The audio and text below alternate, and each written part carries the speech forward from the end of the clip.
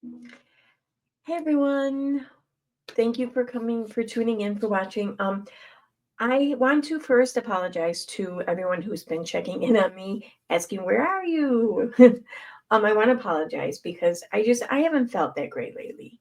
And I don't know, I think I needed a break and a little bit of rest and I don't know. It's done a world of good. So I'm back. Here I am. Hi. But I have kept up to date on everything going on. So it's been kind of my guilty pleasure. I go to work, I come home, and I binge watch on the internet as I rest, relax, whatever, fall asleep. Done a lot of sleeping, and I needed it. I don't know. You know how it is just after the holidays? You just, everything just, you feel like your break is long overdue. Usually I get a pretty decent sized break in January, but that didn't happen this year. So I took one in ways and times in which I could. Anyway, I'm back. So, but thank you everyone for reaching out. It really, it meant the world to me. And I felt horrible for just not coming back sooner, but here I am now. And I want to start off my re-entry into YouTubing in this new year, um, bringing up a little bit of old in the face of a little bit of new. So what I mean by that is I'm going to go on over to Katie Joy's Instagram page here, and we're going to start in this post here.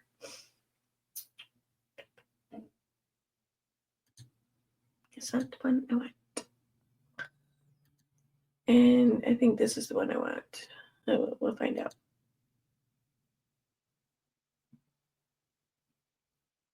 No, it wasn't the one I want. This is the one I want. Okay. Okay, so this post here, we're going to start from the beginning. And also, too, I think I may have found a solution to me not being able to wear my glasses while I'm streaming because, well, I like to use a filter. All right, listen, man. This is what my face looks like. I allow for no other change in characteristics or whatever. But I'm 50 now, so it doesn't quite look this fresh normally.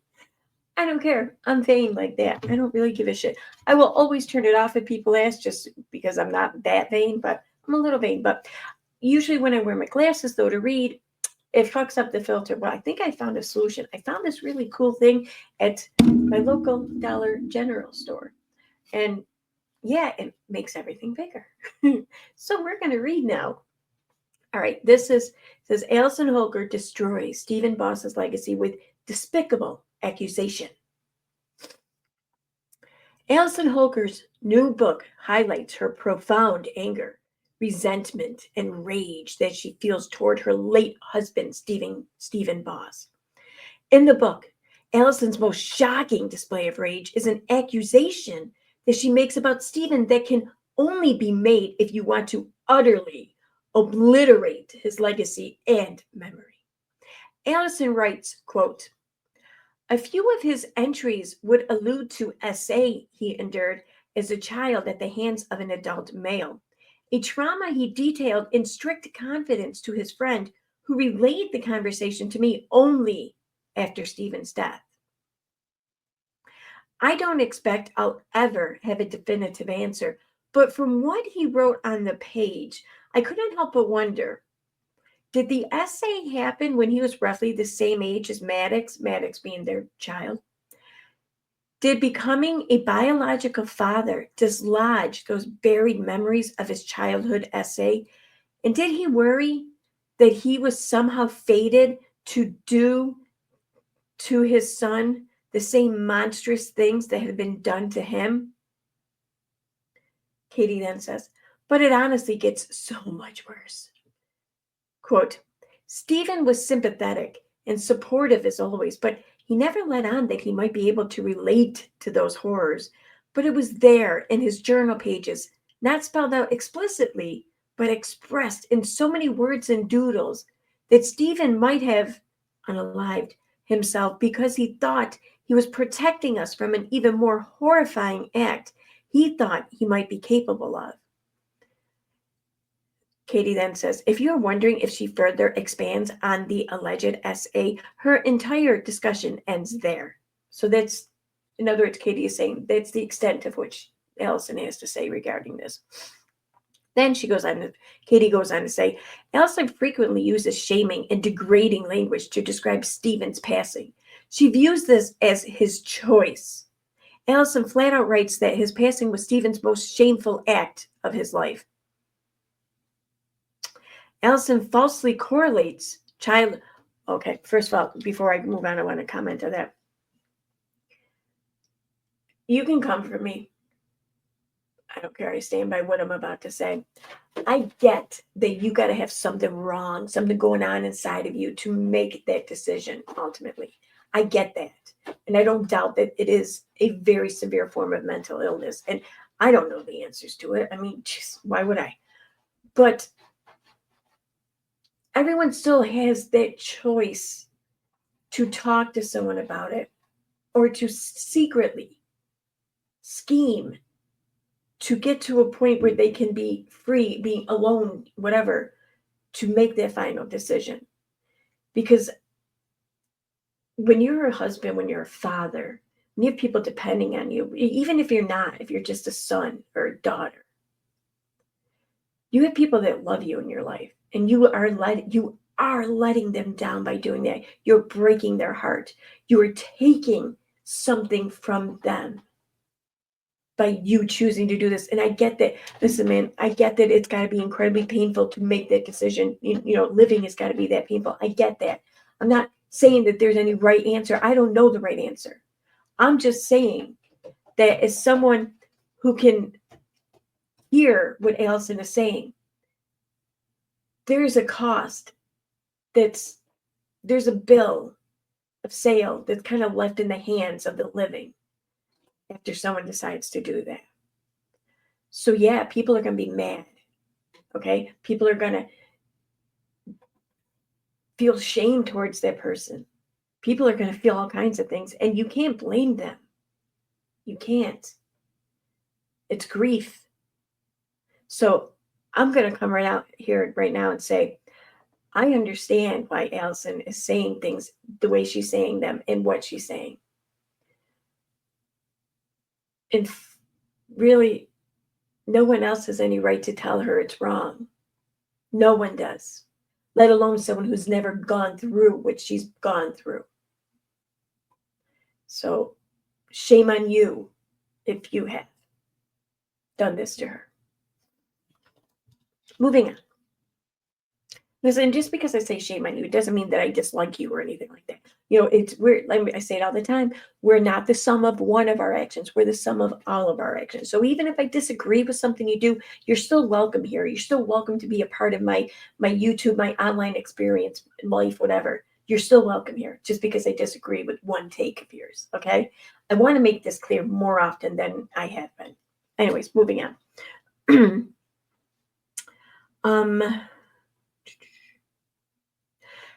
Allison falsely correlates childhood SA into a child then becoming AP.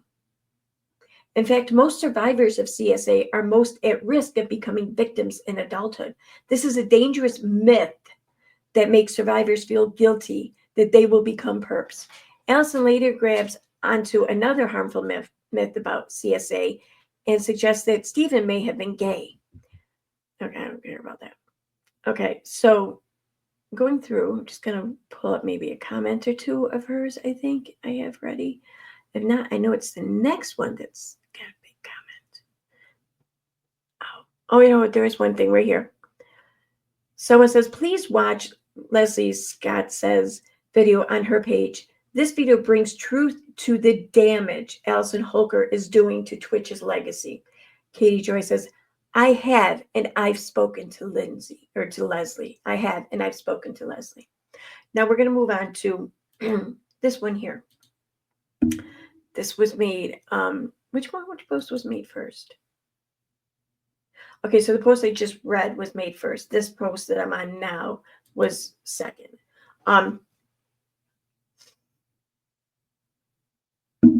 Okay, and she says here, Allison Holker says that Stephen Boss's passing is the most shameful act he committed in his life. Here are some of her horrible quotes from the book. Quote, if I were to portray Stephen as the best father in every social post, highlighting only the positive without acknowledging the hurt he caused us, it would inadvertently make my children feel responsible for his pain. I think that there's more to that conversation. So I think that she's purposely leaving out context. I'm fighting with Stephen's mom about the funeral. Quote, however, Stephen's family insisted on an open casket, citing African-American tradition. I tried to reason with Stephen's mother. Did she really believe that Stephen would want his loved one's last image of him to reflect the trauma of the most shameful act of his life? If he had known how much of our hard-earned money would go to pay lawyers' fees to clean up the mess he left me with, would it have made any difference? I'd like to believe it would have. By the way, Allison purchased a $5 million home months after his passing, which, quote, romanticizing someone who has taken their life is dangerous. No one choosing this path ought to be glorified. Yeah. They should be glorified. They should be remembered and honored for fighting their fight as long as they had. But ultimately, their end action there should not be glorified. No, it shouldn't. And Stephen's friends. Stephen might have been amazing to them for 1 minute, but he was my everything for every minute. And he decided to leave and have no more minutes with me and the kids. Any which way you look at it, that sentence is true. He decided to leave and have 0 more minutes with his wife and his kids. And you can sit there and say, well, this is because he was sick. He was tortured by this mental illness. And I'm not going to argue with you. I think you're right. I'm just saying that there are two sides. There are two consequences here. And I'm just helping those who are overlooking this consequence to maybe take it into consideration.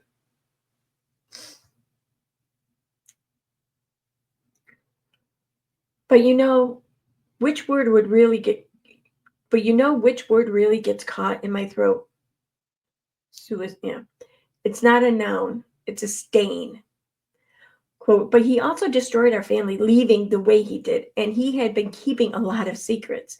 The celebration of unaliving oneself, an inherently selfish act at the expense of the living, is a wrong that needs to be set right. You can't set it right, though. You can't. I think she realizes that you can't set that right, but it is a wrong that you want set right.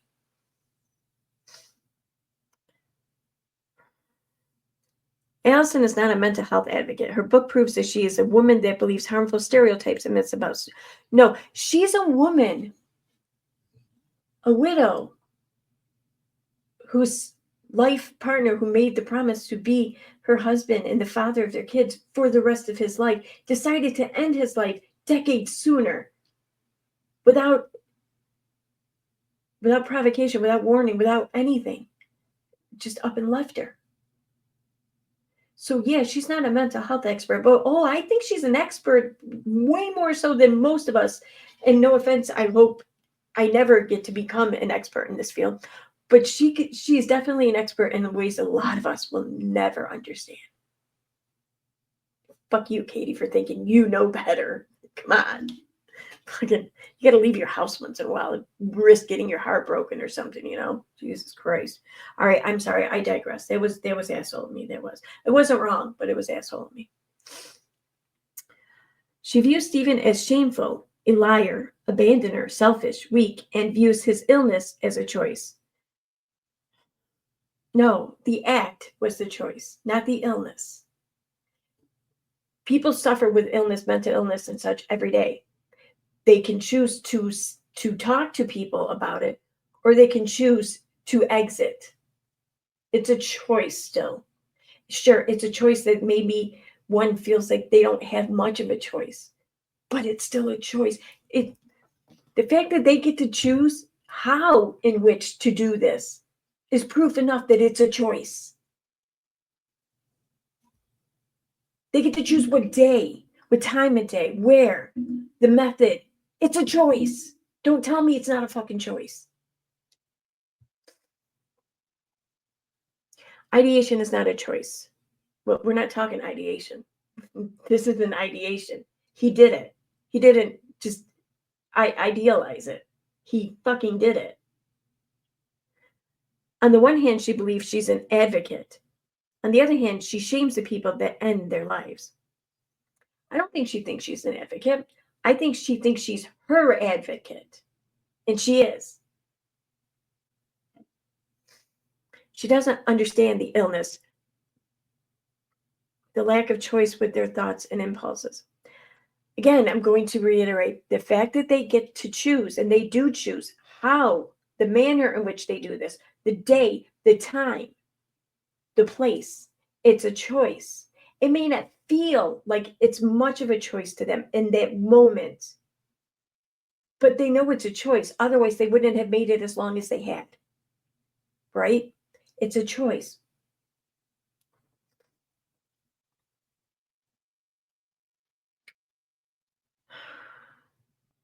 Her book proves that she wants to destroy his legacy because she doesn't want him praised. All right, down here, there's a reason why I pulled this up. Right here, Tabitha Lane says, it's like she took all of her journal entries while trying to process what happened and publish them. No one needed to see or know these thoughts except your therapist. Katie says, there is no way Stephen was a PDF file.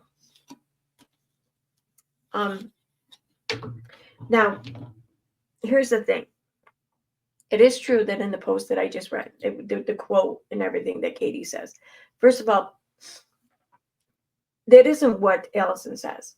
Allison wonders if this is what was going through his mind, not because he had those impulses or those urges, but because he feared he might.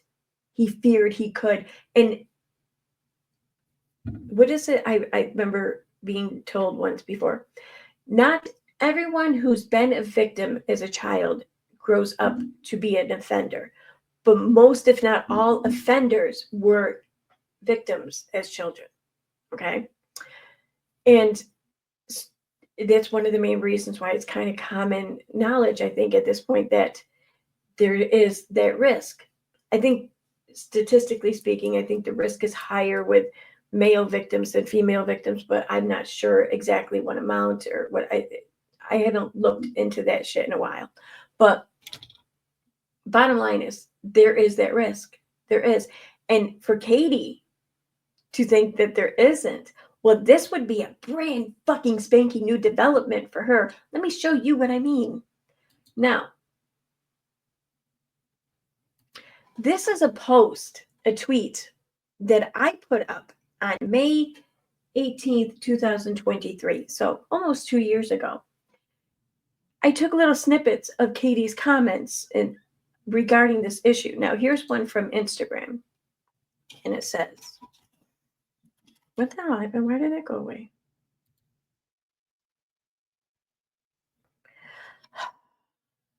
Stupid pinwheel. I hate my pinwheel.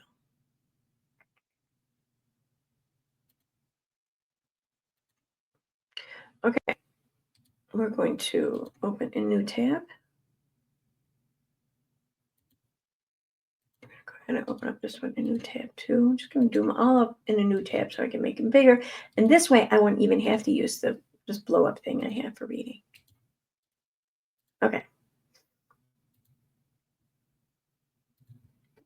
All right, so here we have her post. She's commenting to someone on Instagram, and it says, all I know, to give some context, she was actually, I'm going to have to give you context this way, I think, first. We're first going to go to the actual post on Facebook where her Facebook comments regarding this came from. So that would be here.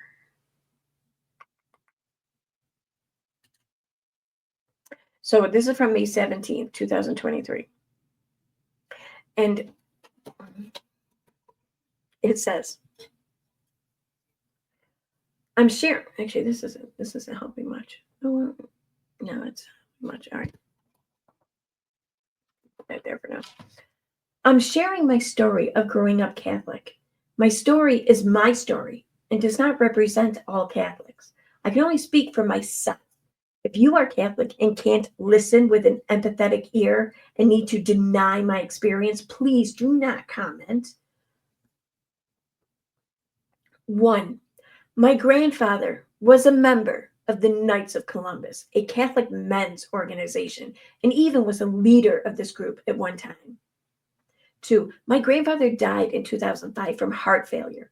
At his funeral, my Catholic grandmother told me, quote, Katie, your grandfather died because you stopped going to church and broke his heart.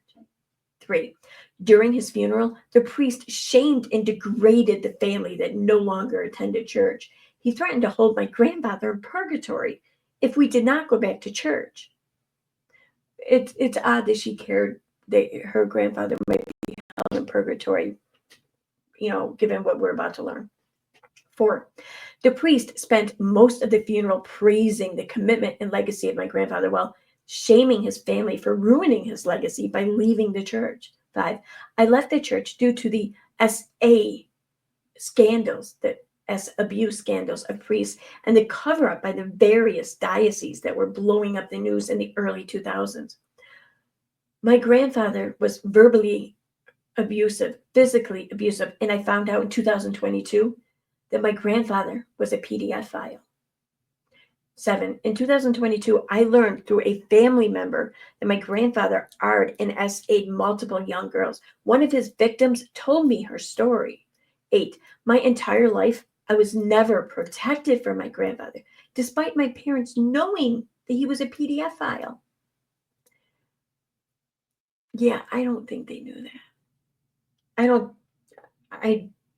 think he was, possibly, but I don't think they knew that, even if he were. 9. My grandfather hid his deviant actions. How about criminal?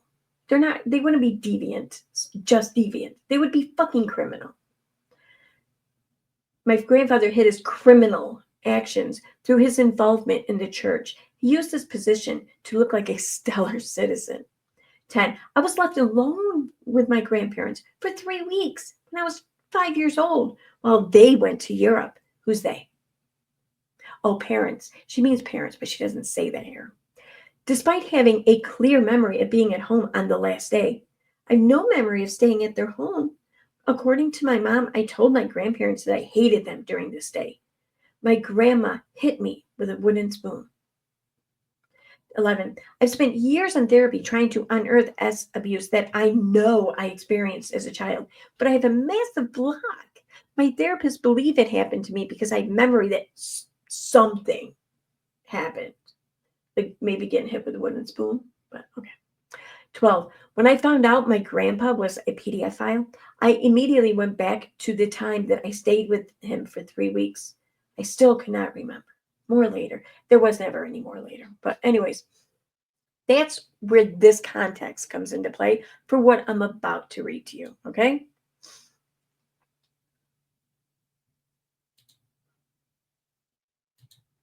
So here. Oh, wait, am I in the wrong one? Yeah. Here, she says, all I know is it happened at night. Something also happened when I was still little because I'm terrified of changing diapers. She was in diapers then at 5 years old? Like this, come on. This is what she's saying. I digress. Here she says, I'm super grateful for my therapist that helped me understand my trauma and fear of children.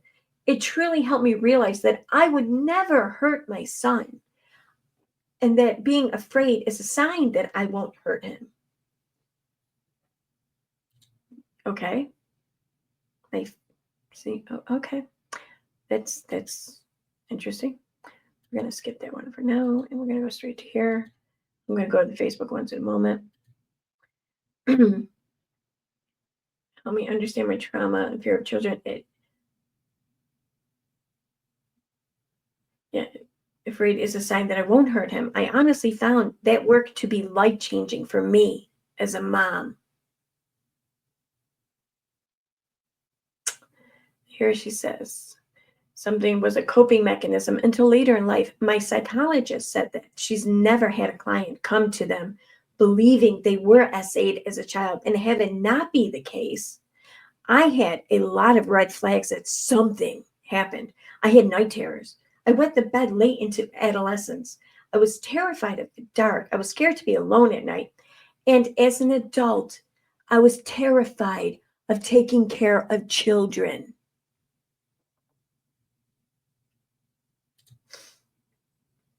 Okay, now the Facebook ones. Now we're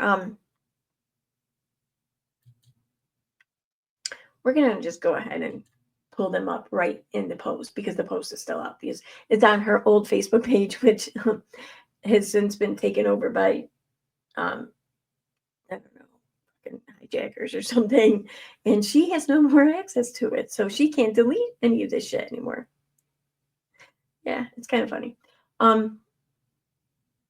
It's all the way down towards the end. Here we go. Sheena says, you should read The Body Keeps the Score. Katie says, my therapist said because I knew something happened and grew up terrified of children and caring for them. She said, I'm guessing, she said my body was remembering what happened. Sheena says, trust your gut. Then here, Katie says, I actually started therapy again when my son was really young because I was terrified of changing his diaper. I was so afraid something bad would happen to him. She said that is called an intrusive thought and can be a result of trauma. All I knew is that I didn't want to hurt him, but was terrified to be near him. She helped me with that through therapy. Huh. Let's see, those are the ones. Oops, I keep hitting the microphone. Those are the ones that I was calling attention to here. Said I knew something happened. Okay. And yep. So just to highlight, here's what you can take away from her posts regarding this shit, okay?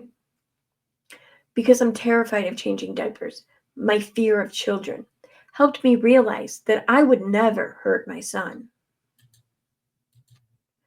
I grew up terrified of children and caring for them. My body was remembering what happened. I was terrified of changing his diaper, afraid something bad would happen to him, an intrusive thought.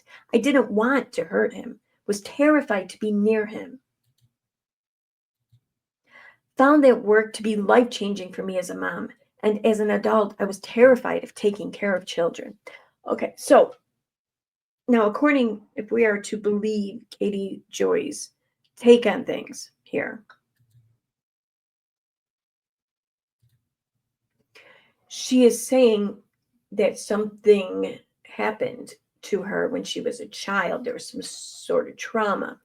And because of this trauma, see, here's the thing. That's what she says here. But after she told her Me Too story regarding her alleged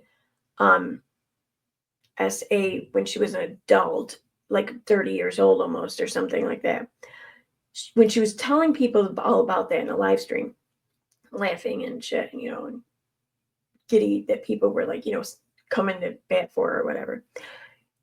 She said that she did worry about herself being a reoffender, but after talking to her therapist about it, her therapist said that the simple fact that she's worried about it means that she could never be an offender. She could never do that to someone else. So whether she was concerned about her being an offender because of this alleged childhood trauma, or because of her alleged adult SA, she seems to be awfully preoccupied or concerned about herself becoming one of these things, one of these types of predators. I'm not saying she is. I'm not. I don't think she is. I know some people do. And maybe they're right. I don't know. But I see nothing to depict that she is. I've yet to see anything. But regardless, she's admitting that she has had her concerns and why that is. Well, why is it when Katie does that, Well, that's normal. That's just your typical thinking or whatever as a result of trauma. But when Allison talks or ponders out loud based on the writings and doodling or whatever of her late husband, when she wonders, could he have feared that within himself? Is that why? Why is it she is a horrible human being who is ruining this man's legacy and needs to be canceled?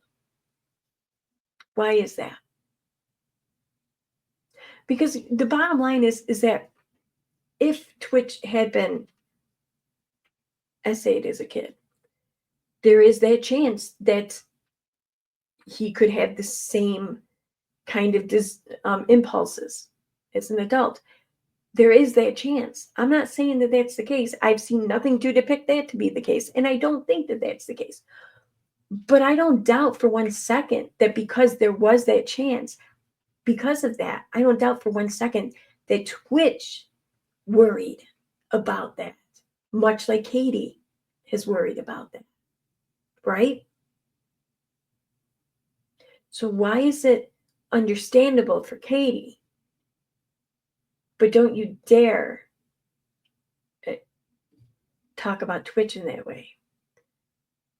And again, what I read from the little snippets that Katie Joy shared, and let's face it, I have no doubt that she went and she tried to find the very worst of the worst to share there. It sounds like Allison is more concerned about the possibility that her husband thought that before he died. Not that that was the case before he died. But no, leave it to Katie to exploit this shit. Which again, I have to wonder, I have to question. Someone who's actually been through this shit before as a kid, who's experienced this trauma, who understands the roller coaster that healing is. I have to wonder how they can just come at someone like Allison, because, or anyone for that matter in these shoes, but Allison is learning about all of this shit after the fact when her husband is not here for her to talk with, to consult with, to question, to ask, to help her understand. He robbed that from her. She's left here all alone to face whatever backlash comes her way as a result of what he did. And boy, Katie and her minions are not wasting a second at becoming that backlash. They're eager, they're foaming at the mouths to be it. You can love Allison, hate Allison, I don't really give a shit. But in my opinion, she has not said or done anything odd for someone going through the grief that she's going through. She hasn't. But everyone over there on Katie's page is so eager to try to destroy her, to push her over the edge, to push her off of social media, to push her where everyone else thinks she belongs. But here's the thing. You don't have that right to determine that. You can have your opinion, but you don't have any right to force your opinion on Allison or anyone else. In what world would you think you did? Why would you think you did? And I think that's a big problem with this whole cancel culture thing, is that everyone thinks that they're entitled to cancel someone else. Well, guess what? You're not. You're fucking not. You can cancel that person for you, for your own viewing, for your own time and energy while online. Sure, you can choose not to acknowledge them. Absolutely.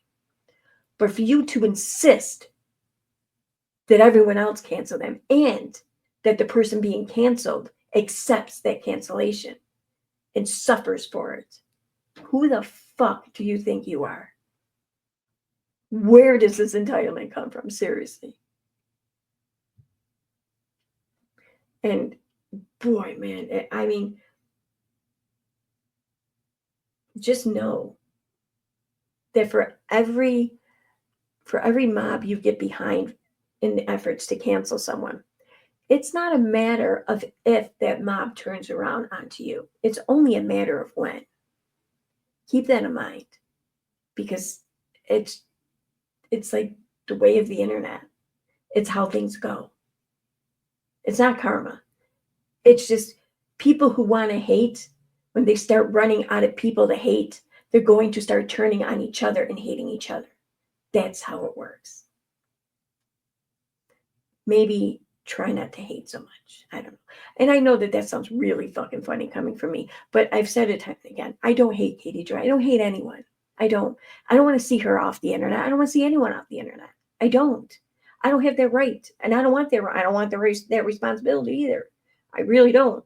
But I'm going to call out certain behaviors at times. That's my right. They can respond. That's their right. It's dialogue, you know? So you don't have to hate to do that, and you shouldn't hate to do that. You should just have a desire, an innate desire to speak your mind. And God knows I have that. So yeah. All right. Anyways, I'm gonna wrap this up now. Sorry for rambling. But yeah, I'll be streaming over the next couple days. So bye. Thanks for watching.